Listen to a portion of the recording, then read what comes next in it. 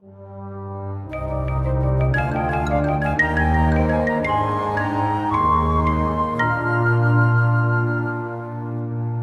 right, here's the uncomfortable part. Great. Sexual discharge. Oh, good. So I warned you guys about that, but we got to cover it. Leviticus 15 is about sexual discharge. It's about unnatural male discharge, natural male discharge, natural female discharge, and unnatural female discharge. And I'm going to go over this in an opposite order to help understand. Well, I'm just going to do it anyways, no matter how awkward it is. Natural female discharge. We call that menstruation today. Okay? Here, I'm going to go through the laws and then I'm going to explain it. Menstruation will be for 7 days. Okay, she shall be put apart 7 days. Put apart is the Hebrew word nidah, which means rejection. That means personal menstruation. It's referring to the menstrual fluid. Menstrual fluid is composed of blood, old parts of the uterine tissue, mucus cells, and bacteria. Has a higher risk of toxicity.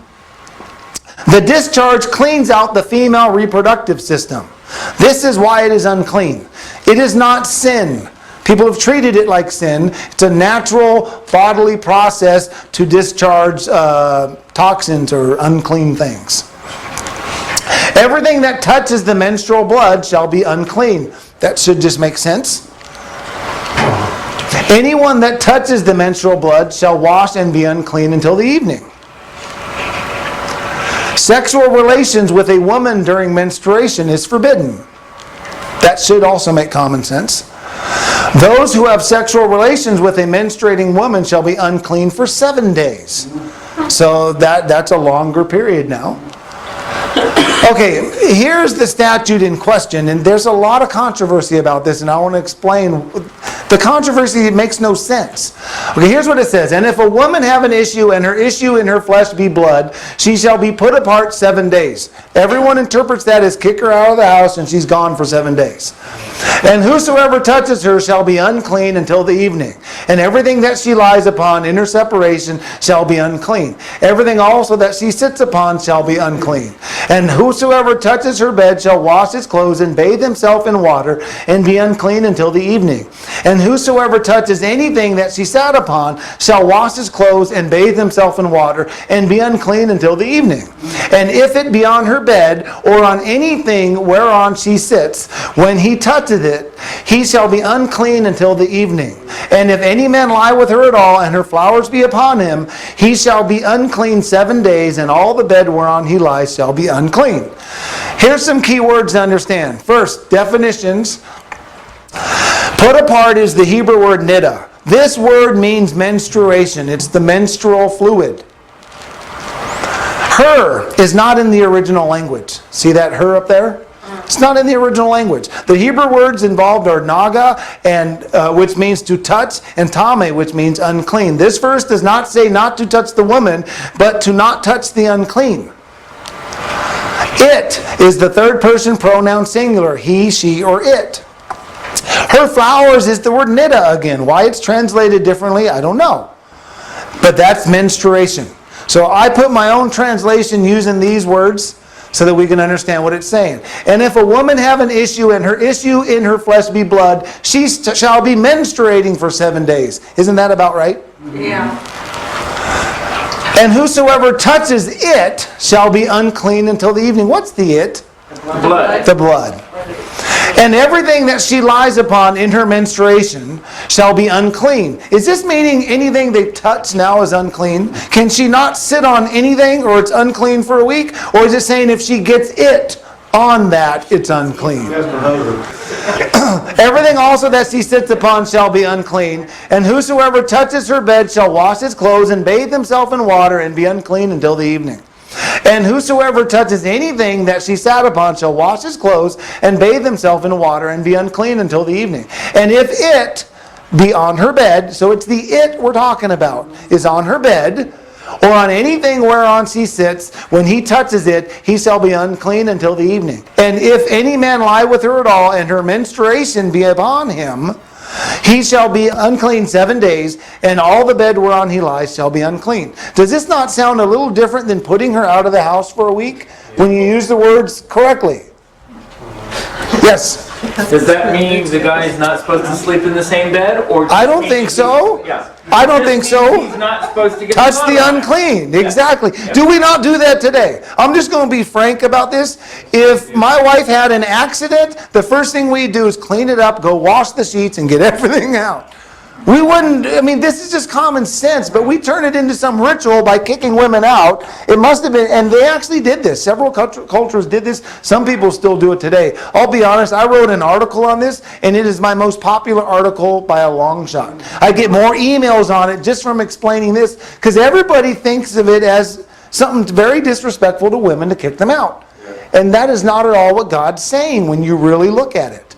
Now, let me answer some of these questions real quick, and I think it'll help clarify. What is the topic here? Well, it's it's the niddah, it's the blood from the menstruation. That's what we're talking about. We're not talking about separating women. If you read online, everyone says niddah refers to the woman. It doesn't. It refers to the menstruation. There's a big difference there. Women are not to get it or this blood on anything.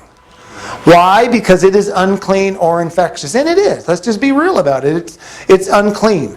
If it gets on anything, we are not to touch it. If we do, we are unclean until the evening.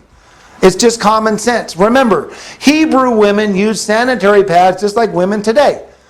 The filthy rags in Isaiah? Filthy is aid, which means the menstrual flux. Filthy is a bad translation. It really is just, we should call it a pad, or what we call it today. That would be the best translation, because we say, oh, they did the same thing. If that pad failed and the chair got contaminated, you got to clean the chair. And I think every one of us would do that, right? Yes.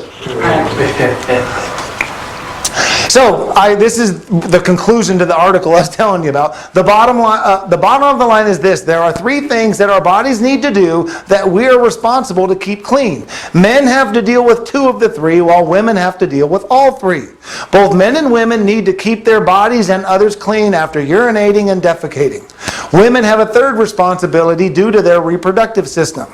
Since women have the ability to bear children, their bodies discharge on a monthly cycle. God has given women instructions on how to deal with this necessary but unclean discharge. That's all niddah is talking about. So when people, I'm not joking, I get emails all the time about this article saying, I'm so glad I don't have to leave the house for a week. People are actually doing this.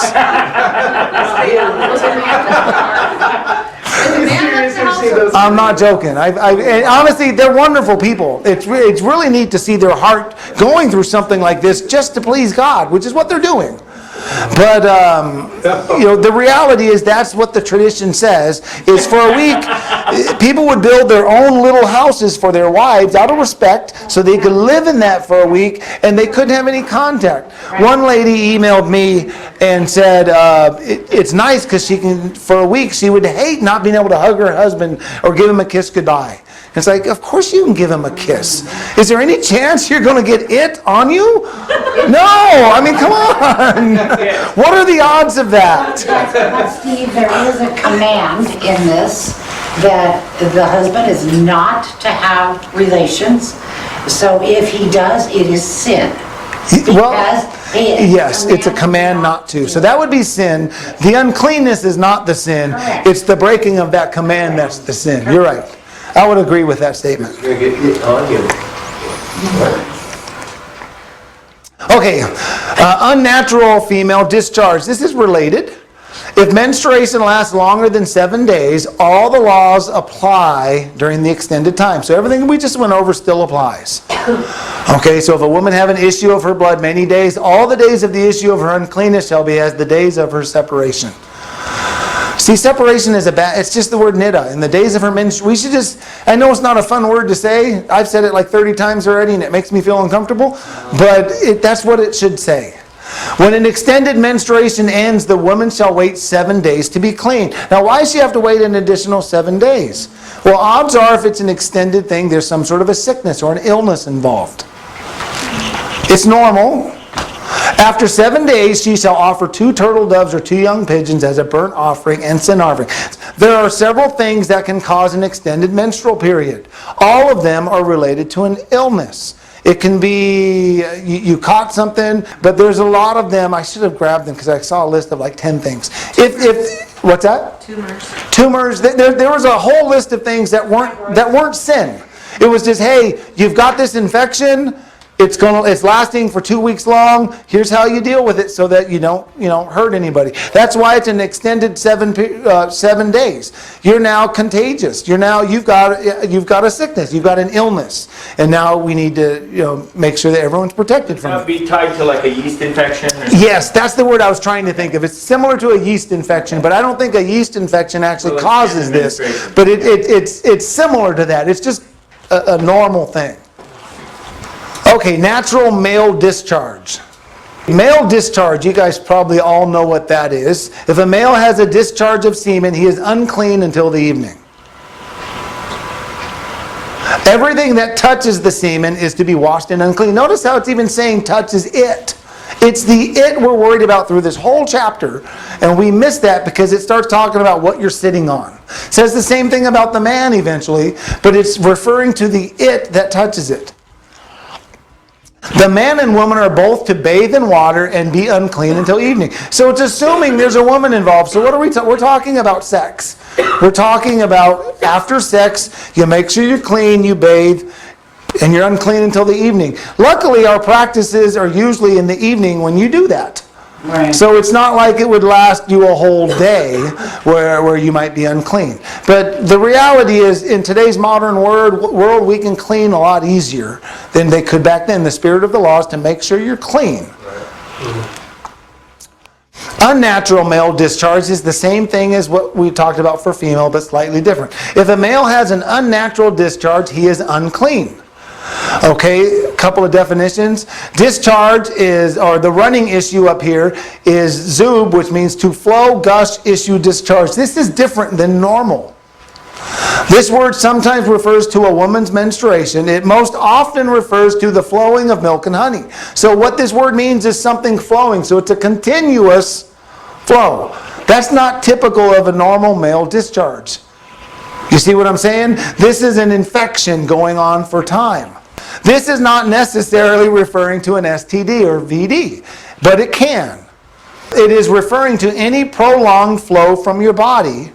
The most common is a urinary tract infection. That is by far the most common. People get that all the time. So this is not sin, and sometimes we want to immediately throw the VD out there, which it could be, but the reality is the overwhelming majority of the time it is just a simple urinary tract infection. Now, if it were VD, why would we go through this? Almost all VD is a capital felony, and why would we heal them to kill them? Right. So, now not all VD's from that, but the reality is most of the time I don't know if it would be talking about an STD or something like that. Because most of the ways you get STDs, you've been breaking God's law in a capital felony and you're supposed to die. Everything that touches the discharge is unclean and to be washed, so that just makes sense. This is the same thing we just went over with the woman. If vessels touch the discharge, pottery shall be broken and wood shall be washed. Notice this is for the illness part. This is the sickness. This someone has some sort of a disease which is causing it. It's not necessarily a disease, but after 7 days you shall offer 2 turtle doves or 2 young pigeons as a burnt offering and sin offering. So this is an illness. So a quick summary.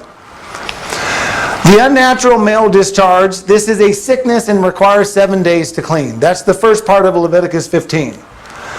The natural male discharge, this is natural and you are unclean until the evening. Honestly, it just makes sense when you think about it. The natural female discharge, this is natural and you are unclean for 7 days. Well, this lasts for 7 days. But the unclean does not mean kick them out of the house. Unnatural female discharge, this is a sickness and requires 7 days beyond when it stops to be clean. Does that make sense? I think that's what Leviticus 15 is really talking about, and it amazes me how many emails I get about this very topic. But I'm pretty confident in this. If you were interested to get more details, I wrote a pretty long article. You could read it, and it should explain it. Question. Yes? So, on Sabbath, then if you're married, you should not have sex? I would say the spirit of the law for unclean is if you can clean yourself, I wouldn't worry about it. To me, that is exactly why God said the spirit of the law. Right. We need to know what God's intent, and the intent is to protect others from sickness. Right. If we can do that, I mean, if they didn't have running water, to be able to hop in the shower and clean thoroughly in 15 minutes changes the whole ballgame. So if someone's convicted to not have sex during the Sabbath, then they shouldn't. But if they're not, I wouldn't. If they didn't shower and clean afterwards, I'd say, yeah, you're probably guilty. Right. But there's a difference there. We need to make sure that we're protecting people. Difficult for the woman to be. And you're right. But we each have to make sure we're following it to the best that we can, and it's different for men and women.